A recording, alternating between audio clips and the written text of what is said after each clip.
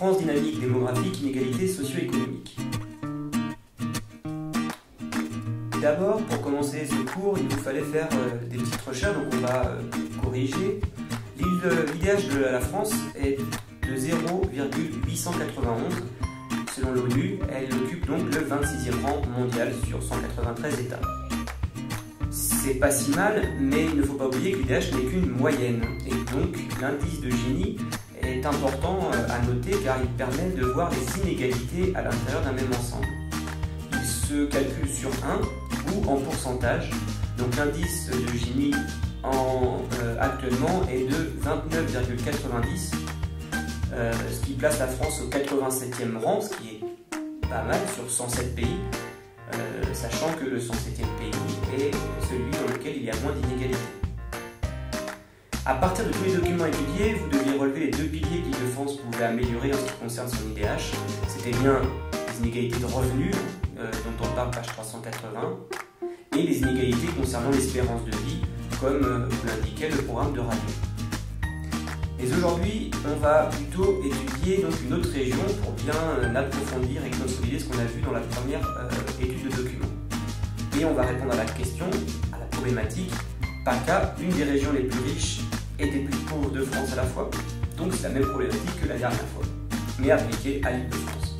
D'ailleurs, la photo que vous êtes en train de voir est symbolique des inégalités d'une des villes de PACA, Marseille, avec au premier plan les tours du quartier de la Solidarité, dont les habitants sont relativement pauvres en moyenne, puisqu'ils gagnent en moyenne 9 fois moins que ceux d'un autre quartier qu'on appelle le quartier de Perrier, et ils gagnent moins de toute façon que les personnes qui habitent à l'arrière-plan dans les lotissements avec jardin.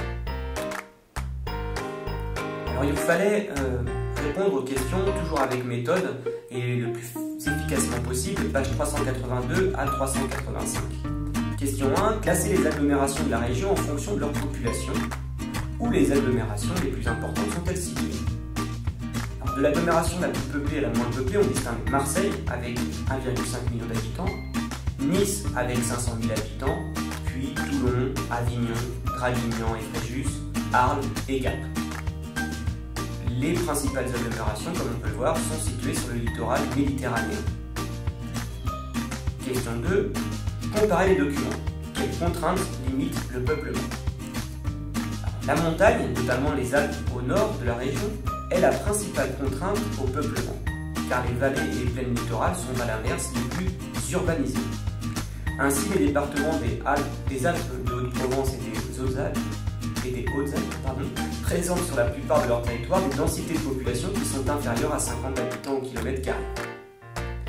Petit rappel de la troisième, n'oublions pas que les contraintes ne déterminent pas complètement un espace. Les contraintes du milieu, c'est-à-dire le relief et ou le climat, peuvent être transformées en atouts par l'action des hommes, qui adaptent leurs usages ou aménagent les territoires. Question 3. Quels sont les points communs et les différences démographiques entre PACA et le reste de la France? Les points communs, c'est une croissance de la population de plus 0,4% qui est à peu près comparable à celle de la France qui a une moyenne de 0,5. L'autre point commun, c'est la périurbanisation que l'on retrouve sur l'ensemble du territoire national. Les différences, c'est la périurbanisation aussi, car l'étalement urbain est beaucoup plus marqué en PACA que dans des villes comparables d'autres régions. Alors il vous fallait dans le tableau prendre deux villes de même importance qui ne sont pas dans la même région.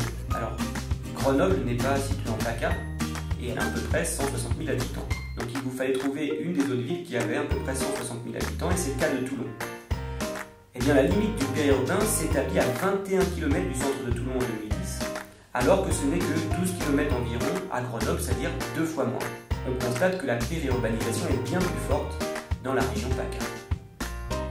Autre différence, les noyaux de peuplement anciens dans PACA étaient souvent des sites perchés, des sites qui permettaient de se défendre au Moyen-Âge par exemple.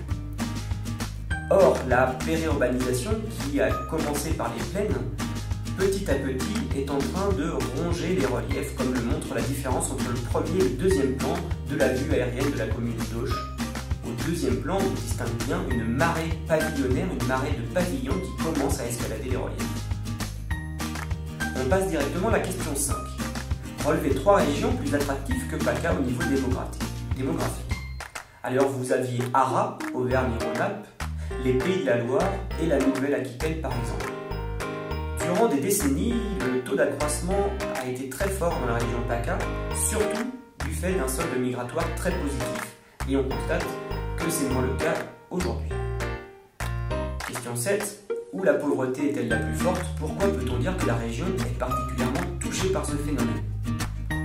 La pauvreté est plus forte dans les centres des grandes villes, par exemple les quartiers nord de Marseille avec plus de 24% de taux de pauvreté dans les 13e, 14e et 15e arrondissements, et dans certains espaces ruraux comme l'ouest du delta du Rhône, à l'ouest de la ville d'Arles. Cette région PACA est particulièrement touchée car beaucoup de communes sont au-dessus de la moyenne nationale qui n'est que de 14,9%. Question 8. Quel service a été mis en place par cette préfecture? À qui s'adresse-t-elle prioritairement et en quoi permet-il de réduire la fracture numérique? Alors, le service qui a été mis en place par cette préfecture, c'est un point numérique qui permet donc l'accès à l'informatique et à Internet. Le préfet précise au journal La Marseillaise que ce point numérique doit, j'ouvre les guillemets, permettre de répondre aux besoins des populations exclues du numérique pour des raisons technologiques, alors on peut préciser parce qu'ils n'ont pas d'équipement, pour des raisons économiques, géographiques, il y a certains espaces qui ne sont pas couverts par les réseaux internet, par exemple dans les Alpes, ou culturels, c'est-à-dire que les personnes âgées, par exemple, qui n'ont pas été formées, ne connaissent pas grand-chose et ont besoin d'un soutien. On peut conclure par rapport à cette question que les acteurs publics comme les départements, comme les conseils départementaux, jouent un rôle important dans la réduction des inégalités en France, ici les inégalités numériques. Et ils le font au nom de la devise républicaine, liberté, égalité, fraternité. Question 9. De quelle inégalité les espaces ruraux sont-ils victimes? Alors, les espaces ruraux comme les départements des Hautes-Alpes ou des Alpes de Haute-Provence sont particulièrement victimes d'inégalités d'accès aux services, soit privés comme les boulangeries, les restaurants qui sont moins nombreux, et les services publics comme la santé, les hôpitaux, les commerces, les enseignements, l'enseignement, il y a moins de collèges et moins de lycées, les loisirs, etc. Vous deviez terminer cette étude de document par la réalisation d'un schéma. Ce schéma, encore une fois, il n'est pas parfait. On aurait pu reprendre les unités urbaines et les placer en rouge, les poches de pauvreté en jaune par exemple.